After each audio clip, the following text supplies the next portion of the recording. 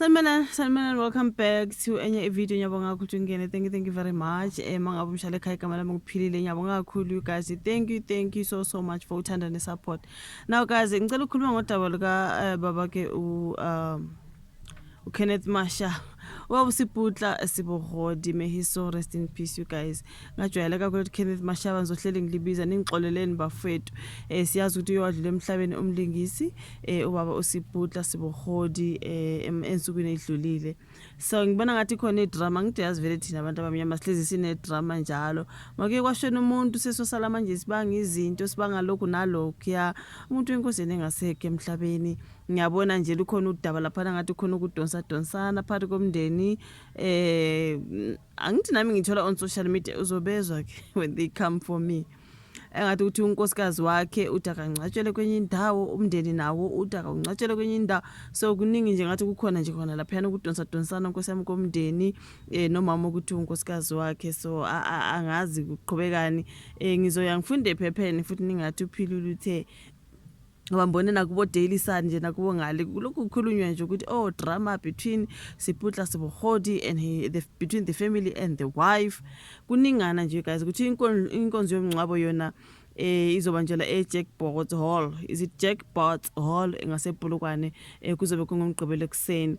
So ubaba beneminyaka engu63 udala uye wadlula emhlabeni ke ngolesithathu ngomhla ka15 July ngenxa yezinkinga ezihambisana nesifo sikashukela babeshilo lapha ifamily on the statement. Okay, so nakubazalela angase Atteridgeville entshonalanga yasePitoli ubaba uSibohodi uqhamuka eGamuthapo empumalanga yasePolokwane. Ngokemibiko kumndeni kaSibohodi uhlose ukumngcwaba ke ubaba ovelele ekhaya la kubo eGamuthapo, right?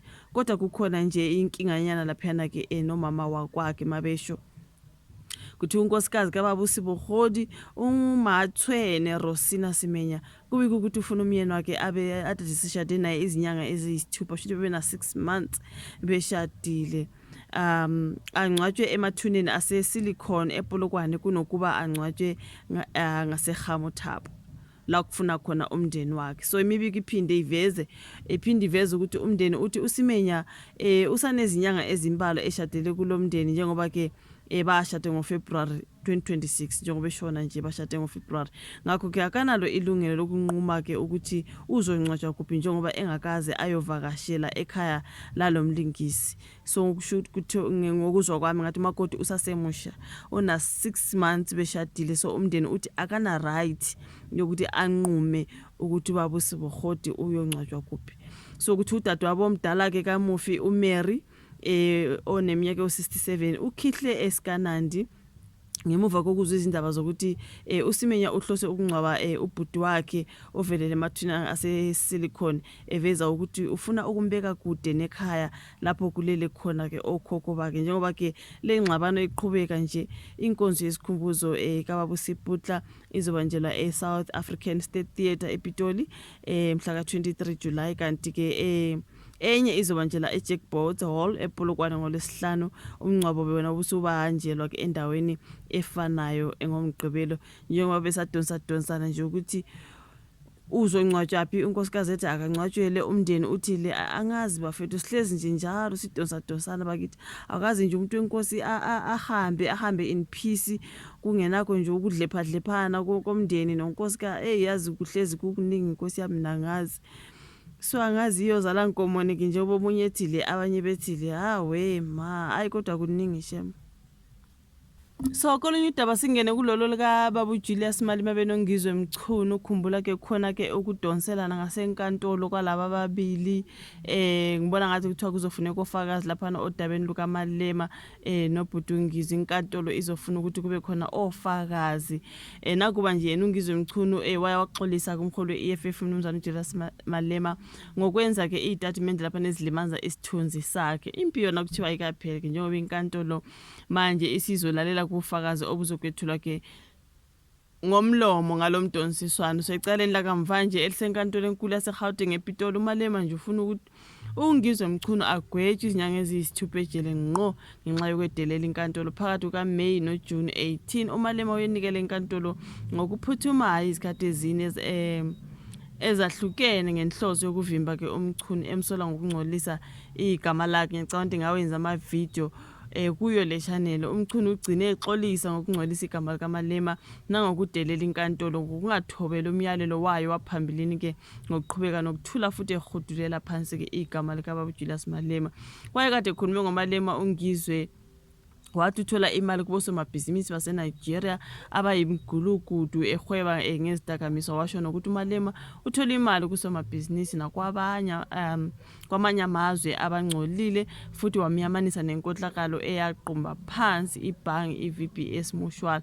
Akagcinanga lapho kuNgizwe wambiza ngentsha wathi ungusathane wezepolitiki futhi nje ufana nenyoka efile.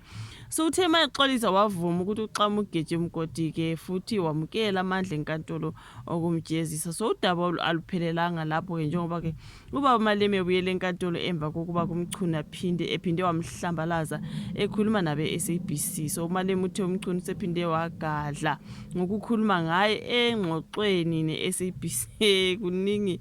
So inkantolo ithe ukuthola kunzima ukuthi ingalamula lo mbango ke ngokwamaphepha afakwe izinhlangothi ezithintekayo kuphela. Ifuna kube nofakazi abazokwenaba kabanzi ngalolu daba. So uMalema ke ukholwa ukuthi njengoba umchunu ephinde wakhuluma ngaye emthuka udelela inkantolo uqobo lwayo. So uNgizwe ke waqhubeka wathi ukuxolisa kwakhe kusho ukuthi usentshintshile ngembono yakhe, waphinde washo istatement ezilimaza isithunzi sikaMalema futhi. So inkantolo yanikeza izinhlangothi zombili ukuthi kushaye uAugust 3 zibe seziveze imininingwane ke ngofakazi ezizobabiza okuyobe sokuthi ngemva kwaloko kuMalema akwazi ukubuyisela kudaba ohlwini lamacala azohlelwa. Akolunye ihlangothi uNgizwe Mchunu naye ufake isimangalo esiphikisayo esihlobene ke nesigameko ukuthiwa ke senzeka kamhla kaJanuary ngo-2024 lapho Malema asolwa khona ngokumhlambalaza.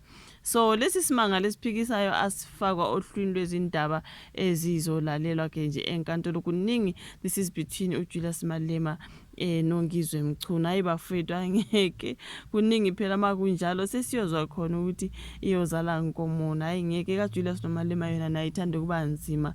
Sizobuya sizwe ke ukuthi izophetha ngani ngoba hayi cha ngeke